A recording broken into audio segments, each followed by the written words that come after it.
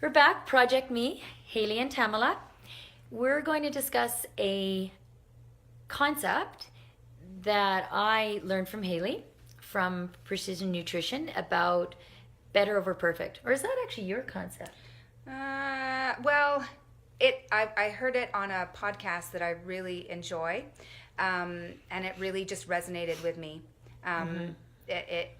But it's a concept that, although it might not be called better over perfect within the nutrition program, it's definitely an important idea that's weaved throughout it.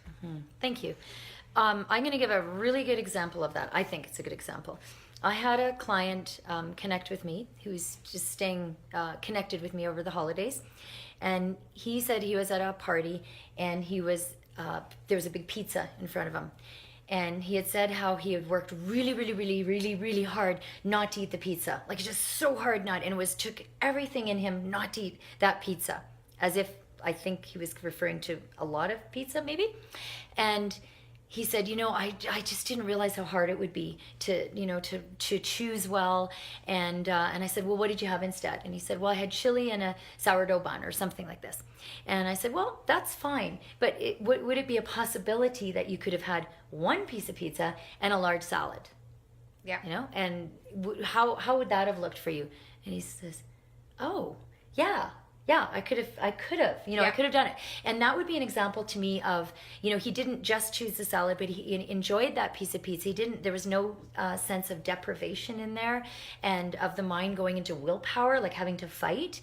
And my comment to him was, it's try to let go of the fight. Yep. And just make the choice just a little bit better. Yep. And I think that's what I've learned from you is just a little bit better choice in that. Yeah.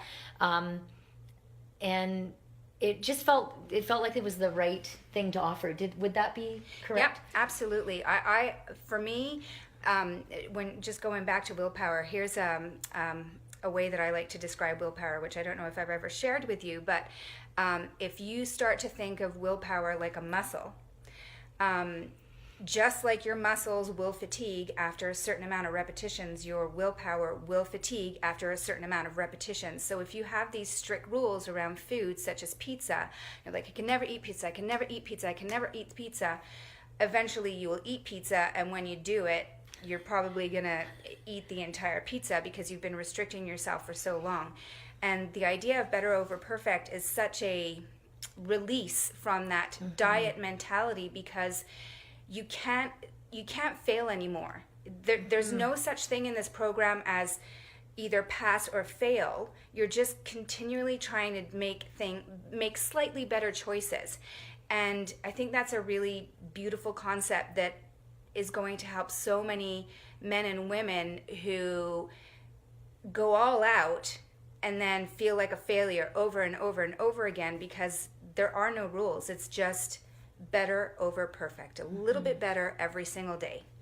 And in terms of mindset and mindfulness, as Haley says, it's a relief. It's actually a freedom. Yes. And it's your freedom to choose that. Yeah. It's just such a nice way to live your life. It's a lot easier way to live your life. Yeah, with those absolutely. kind of choices. Yeah.